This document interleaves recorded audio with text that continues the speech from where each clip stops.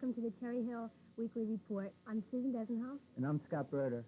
Yesterday, 14 seniors were inducted into the Cherry Hill West Hall of Fame. Inductees included Lisa Brzezinski, Susan Desenhoff, Stephen Jayan, Jennifer Schomer, Charles Muggleworth, Tara Dillon, Shilpi Niogi, Suzanne Cooper, Susan Bard, Marshall Natkin, Mary Townsend, Robin Youth, Warren Sutnick, and Scott Broder. Congratulations to all the inductees. On Friday, SAL held a very successful post-Valentine's Day dance with special guest disc jockey Joe Bonadonna. Before the dance, I got a chance to talk with Joe Bonadonna and how he got started on his career. I'm here with a man whose voice many people listen to every day, but whose face people rarely get a chance to see.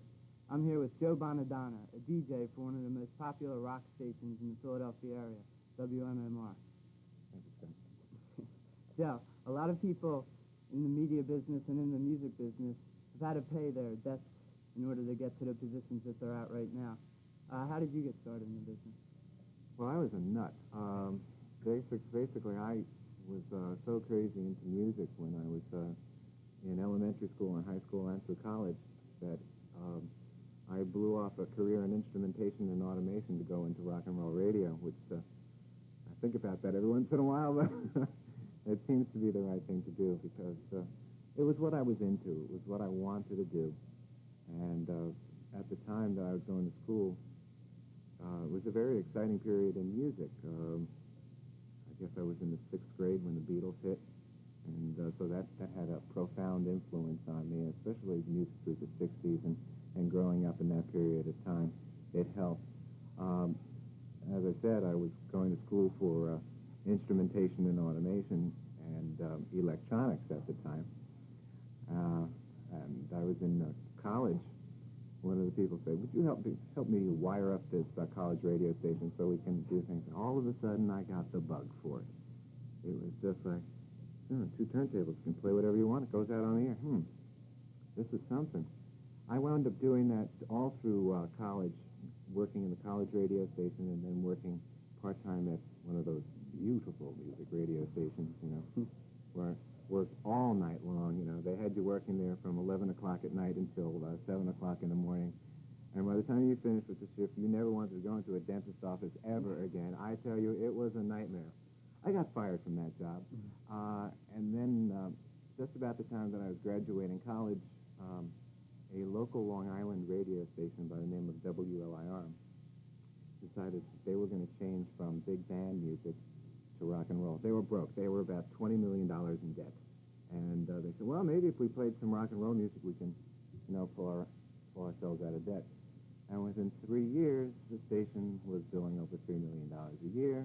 I never saw any of it, but the station pulled itself out of debt, and this was around 1972. So I've been doing radio just about through college and out of college for almost, 12 years now. Maybe 13 years now. But if you could pick your number one group that you have, your personal favorite, who is it? Right now today? Right now today. Right now today it's the Stray Cats. How about all time? Oh, boy. All time, I would have to say The Who. The Who. The Stray Cats really seem to be moving right now, and I like Men at Work, and I like there's so many of the Police, but just off the top of my head, I have to say Stray Cats are really the ones tickle me. You did a live broadcast with them recently, haven't you? Yeah, that's right.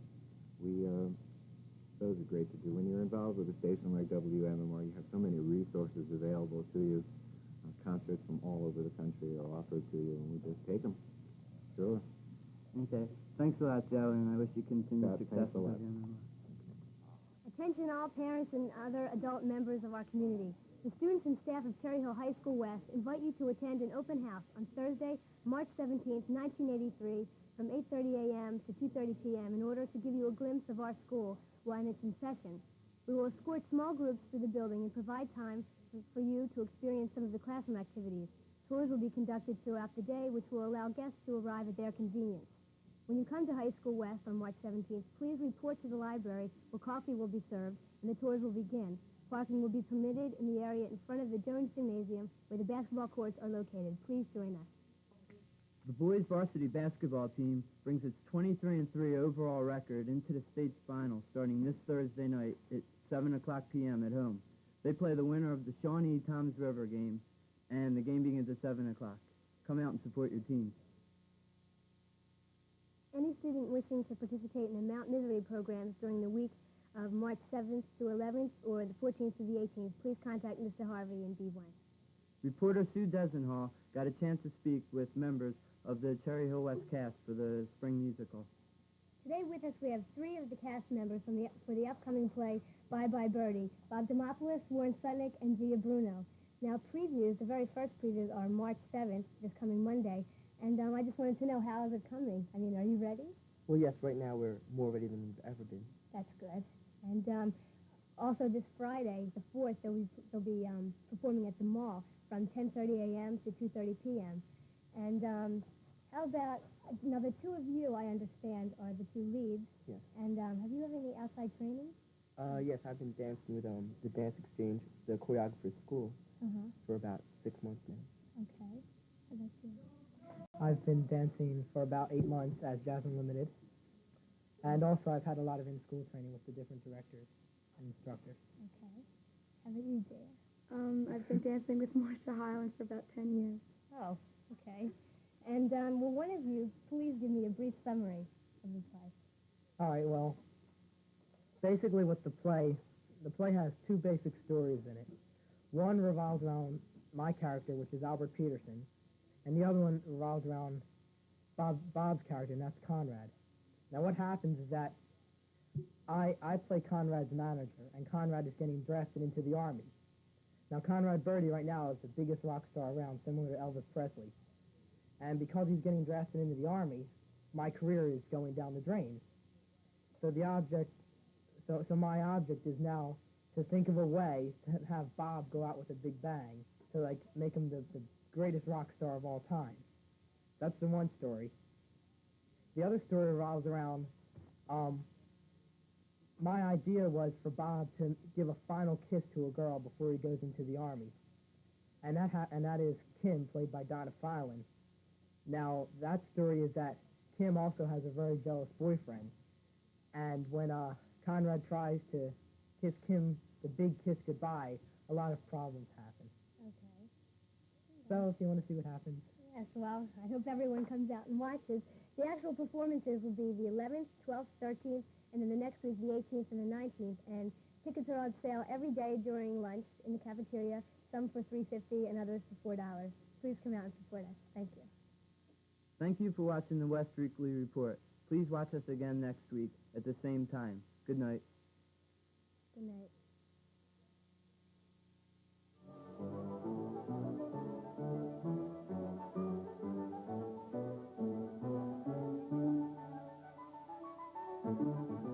Good evening, and welcome to the March 2nd edition of East Update. I'm Julie Crivy, along with Rob DiGiacomo. Pirates of Penzance is a comedy takeoff of the Gilbert and Sullivan story based on the fight between the Pirate King and the Major General over some lovely young ladies. It is the spring musical of the Cherry Hill East Drama Department. Tickets for the performance went on sale Monday. Opening night will be March 10th for Cherry Hill East students only. There will be a reduced admission price of $2. The show will run March 11th through 13th, and then March 18th through 20th. Pirates of Penzance is the drama department's most ambitious undertaking yet, and I understand well worth the work. It's a musical must-see, a 5-star production. That's Pirates of Penzance, March 11th through 13th, and 18th through 20th. Last week was a busy one for the drama and music department. In addition to continuing preparations for the Pirates of Penzance, several groups visited the elementary schools. On Wednesday, the Mime Company, advised by Mr. Weaver, and the Bells of East, directed by Mrs. Fletcher, entertained the students at the Russell Knight and Sharp elementary schools. The mimes delighted the students with their comic renditions of A Sneeze and A Tightrope Walker, while the Bells charmed them with selections including The Rainbow Connection from the Muppet Movie, Paloma Blanca, and Yellow Bird. The Madrigals, led by Mrs. Fletcher, and the Chamber Orchestra, conducted by Mrs. Zerfing, visited the Woodcrest, Bret Harte, and Horace Mann schools on Thursday. Dressed in Elizabethan costumes, the Madrigals performed Fire, Fire, as well as Eyes of My Beloved. The chamber orchestra, consisting of strings only, played a march by Purcell and 2 minuets by Mozart. The orchestra members also gave demonstrations of their instruments. These performances were all highly successful. Not only did they entertain the students, but also helped educate and expose them to high school music programs. There's the Super Bowl for professional athletes, the Rose Bowl for college athletes, the College Bowl for academically gifted college students, and now, for gifted and well-read high school students, there's the Knowledge Bowl. The Knowledge Bowl is an academic competition among 33 area high schools. Scholastic achievers vie for $50,000 in scholarship money for their schools. Cherry Hill East's first match will be against Camden on March 17th, and it will be broadcasted on March 24th on Channel 2 cable. We congratulate Bama Estrella, Barry Goldman, Ken Kaplan, Raul Yanis, and alternates Tim Ash and Amy Ermich for making the team. We'll keep you updated on the competition. Honors programs are programs developed by colleges and universities to attract and keep gifted students by offering enriched and accelerated courses. On Friday, February 25th, several Cherry Hill East students participated in the Rutgers College Scholars Day in New Brunswick. The students received information about student life and academic services at Rutgers College, a tour of the campus, and they also ate lunch in the cafeteria. The students were interviewed, and the honors program was discussed. Rutgers, the State University of New Jersey, has developed honors programs to encourage the state's native talent to stay within the state and further their education. Each year, the American Legion and the American Legion Auxiliary sponsor Boys State and Girls State. The basic purpose of each of these programs is to develop good citizens in the United States by inspiring the youth of New Jersey to take a more active and intelligent interest in the operation of our state and nation and in the privileges and responsibilities of citizenship. The citizens of Boys State and Girls State will learn how government is organized and functions. They learn the machinery of government by participating in it.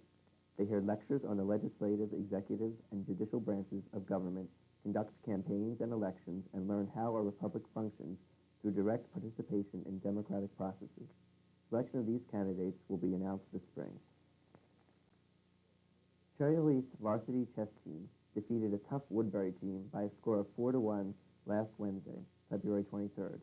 The varsity chess team met at Bishop Eustace for the South Jersey playoffs and took second place in Division I play. We congratulate team members Victor Neal, Marius Moscovici, Barton Smith, Jan Spess, Alan Swartz, and alternate Gina Kravitz. In April, the varsity chess team is going to the National High School Championship in Philadelphia. Good luck. The Spanish Club is one of East's most active clubs. Mark Goffman spoke with President Beth Dunup about the club's plans.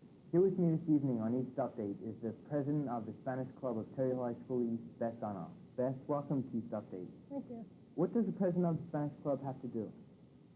Well, primarily, the president of the Spanish Club should initiate new activities for the club and get the students interested in Spanish language because there's so much it has to offer. What kind of events does the Spanish Club have to offer to anyone interested in joining? Well, in the past, we've had a newspaper called the Tertulia, which Spanish classes contributed to. We had a pen pal system. We had Spanish articles. We had a section that had Spanish comics, which really went over very well. Every year we have a closing event at Fifi's, and this year we have a lot coming up. We're having a lady come from Cherry Hill who's going to teach us some Spanish dances, and that's going to be in the very near future. We're having a CPR course at JFK in May.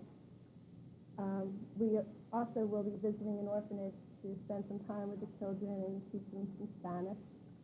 And we're having a teacher sale with, they come in 5 different foreign languages with many different sayings. Also, April 8th, we're going to be participating in a banquet with Cherry Hill High School West, and the Spanish Club has a lot to prepare for that. How do you publicize these events so everyone knows when they're held? Okay, well, this year we've improved that a lot. We're having advertisements on East Update, the morning announcements. We have posters all around the school. And on third floor C wing, we have a picture of each of the officers. So if people miss a meeting, they'll know who to look for to see what they missed at the meeting. And Also in Cherry Hill News. Muchas gracias from East Update, and this is Mark Goffman from Channel U Cable News. Orders for class rings were taken Monday and Tuesday in the Student Congress office. Also Monday, the class of '85 registered for their volleyball night, which will be March 24th against the freshman class. Last year, for the first time in history of the South Jersey Conference, East Bowlers won both the boys and girls championships. They said it couldn't be done again, but the Cougar bowling teams have repeated this feat for the second year in a row. Last Thursday, East boys and girls clinched the league championships against Pennsauken. The girls end with a 23-5 record for the year. Leslie Trachtenberg won the league high average trophy for the second year in a row with a 165 average. Sue Henning won the high trophy for high game. The boys bowled their best of the year, a 2,613 series, to overtake leading Pennsauken. Randy Macon led the Cougars with a 217 and a 204 to win high series trophy with a 609 series. In addition, the JV boys won their division with a 21-3 record. Congratulations to all East bowlers and their coaches, Mr. Witzig and Mr. Oliver. This week, the bowling team will compete in the NJS IAA sectionals. Good luck. Last Wednesday evening, in the South Jersey League swimming qualifying trials, both East's Sean Killian and East's medley relay teams shattered old records. Killian finished the 500 freestyle in 4:47.7, breaking the 1979 Cherry Hill West record. The 200 medley relay team of Glenn Harkoff, Dave Carey, Bob Fulton, and John Marion set a standard of 142.9, breaking the old Lenape mark of 143. Then, in the finals on Thursday night, both the boys and girls swimming teams did the expected streaking through to easy victories in the South Jersey League Open Championships in Berlin. The boys' squad, coached by Ira Kozloff, beat Cherry Hill West 416 points to 203.5 points. This was the squad's 8th straight regular season title and its 56th straight victory without a loss. Freshman Sean Killian took the 200 and 500-yard freestyles and also anchored a first-place freestyle relay. The girls' team, coached by Lynn Neck, was equally impressive. With just one loss this season, the girls' squad scored 351.5 to West Deptford's 182.5 to win their third straight regular season championship. Kathy Lynch, Leslie Pike, and Sue and Debbie Wilkinson each took an individual event and swam with one of two first-place relays. Congratulations to both teams and their coaches. Good luck to the boys' squad, who will compete this Thursday and Friday in the NJSIAA Championships at Princeton University. In gymnastics, senior Harris Sexton, captain of the boys' gymnastics team, took first place all around at the Federation meet this past Saturday at the Gymnastics Academy. He had a high score of 61 points. Congratulations, Harris. Tomorrow night, Thursday, March 3rd, the WCAU Hotshots will be taking on the undefeated Faculty All-Stars in basketball. The game will start at 7:30. Tickets are still available. Come out and see your favorite teachers attempt to continue their winning ways and also help to raise money to benefit DECA and the Leukemia Society. The District 27 Wrestling Championships were held Saturday night in Moorestown. The competition was tough, but East managed a fourth-place finish. Individual winners for East included Brian Stanley, who repeated as champ at 101 and remained unbeaten at 23-0, with a 5-0 win over Cherokee's John Boyd, and Tom Nugent, who took the 148-pound title with a 20-0 decision over Maple Shade's Mike Markovich, improving his record to 19-1. Congratulations to all East wrestlers and their coaches for their fine efforts. Don't forget, the Pirates of Penzance opens March 10th. Baseball physicals will be held this week. The Student Congress Variety Show tryouts will be held March 7th through 10th from 6:30 to 10:30 p.m. The variety show is April 15th. Also coming in April, East on Parade and the annual DECA Fashion Show. In case of bad weather or an emergency, how do you know when school will be closed? Will there be a delayed opening? Another community service provided by Channel U34 is the Cherry Hill Public Schools information. Information concerning school closings or delayed openings is broadcast as soon as the decision is made to close the schools or open them late. Avoid the numbers game on the radio, and remember that Channel U34 serves our school community. This has been the March 2nd, 1983 edition of East Update. For Julie Crivy and the entire East Update team, this has been Robbie Giacomo. Have a good evening. Please stay tuned for the Brainerd News coming up next.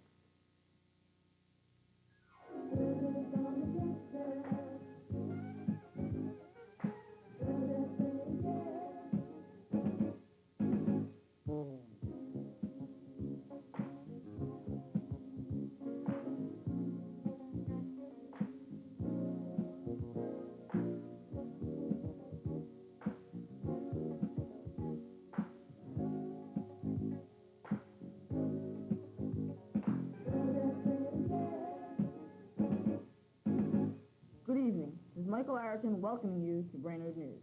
First of all, I would like to remind all of you that Brainerd's awards assemblies are coming up this month. The 7th grade awards assembly is March 4th, and the 8th grade awards assembly is March 8th. The awards assembly are for outstanding students who are giving awards for these deeds. Also coming up in March is Spirit Week. Spirit Week is a competition between the 7th and 8th grade.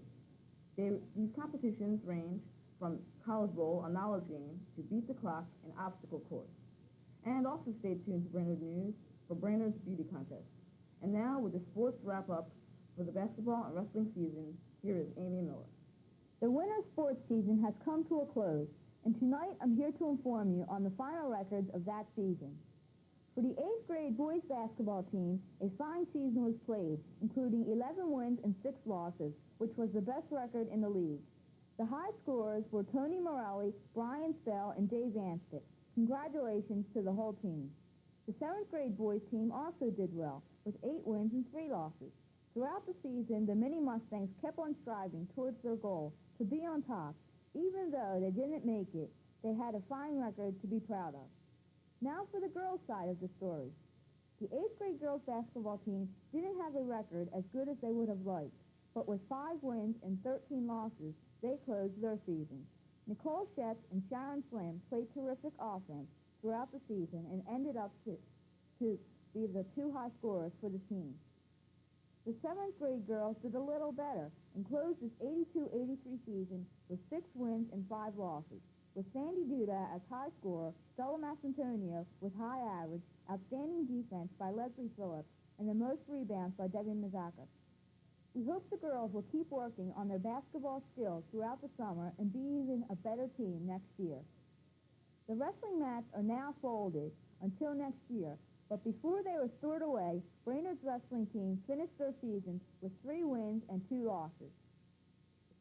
Some outstanding wrestlers on the team were Jim Martino and Tom DiDomenico. They had a hard season, but somehow pulled through.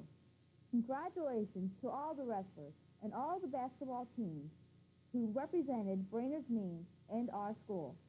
And now back to you, Mike. Thanks, Amy, for that superb sports wrap-up. And now, it gives me great pleasure to introduce Andre Kilpatrick with a very special guest. This week, all Brainerd students, both 7th and 8th grades, are taking the CAT test. This evening, I have the pleasure of interviewing Mr. Capella, a guidance counselor, who will explain to us what type of test the CAT is and what its purpose is. I know that the students are taking a test called CAT. What does CAT stand for? CAT stands for Cognitive Abilities Test, and I brought a sample booklet for you. Thank you. And what is the purpose of this test? The purpose of the Cognitive Abilities Test is to measure students' academic potential. And is this the only test that the students will be taking this year? No, in the week of March 21st, all students will also be taking the Iowa Test of Basic Skills, of which I brought another sample.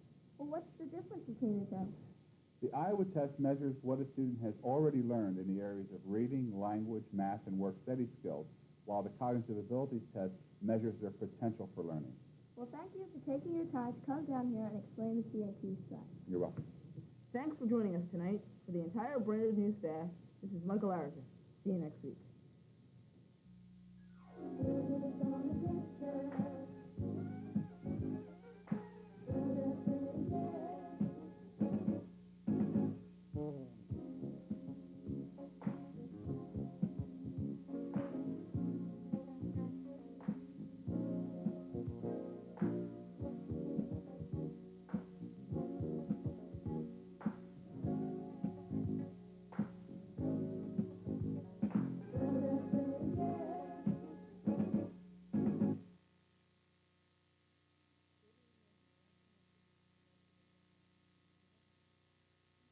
Good evening and welcome once again to What's News at Heritage. I'm Inga Huff.